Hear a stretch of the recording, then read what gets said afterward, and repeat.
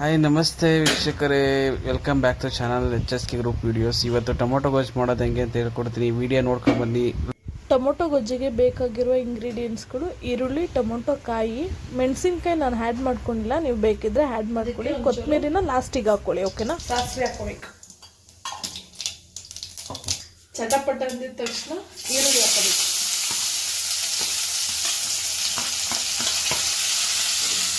Full ಬಾಡಿಸ್ಕೊಬೇಕು guys.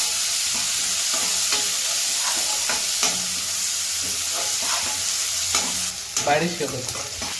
Full brown colour ಆಗೋ ಥರ ಹುರ್ಕೋಬೇಕು. ನೆಕ್ಸ್ಟು ಫುಲ್ ಬ್ರೌನ್ ಕಲರ್ ಆಗಿದೆ. ಇವಾಗ ಟೊಮೊಟೊ ಹಾಕೋಬೇಕು. ಆಮೇಲೆ ಫುಲ್ ಮಿಕ್ಸ್ ಮಾಡಬೇಕು.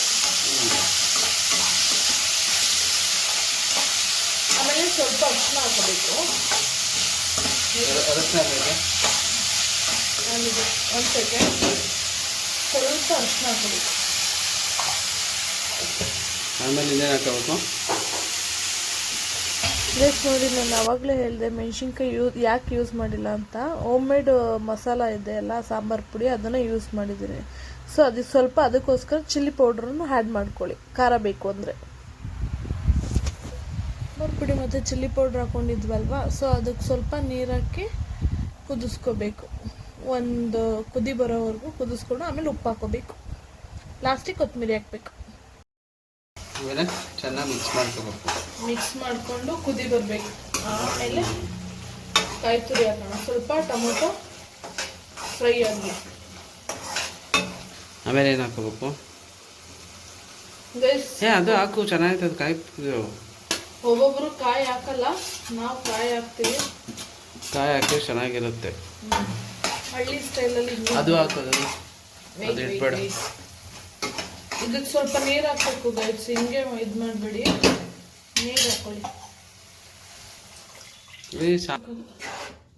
ಕಾಯಿ ಕಾಯಿ ಕಾಣ್ತೈತೆ ನೋಡಿ ನಿಂಗೆ, ಅದಕ್ಕೆ ನೀರು. ಅದು ಹಾಕು ಕಾಯಿ.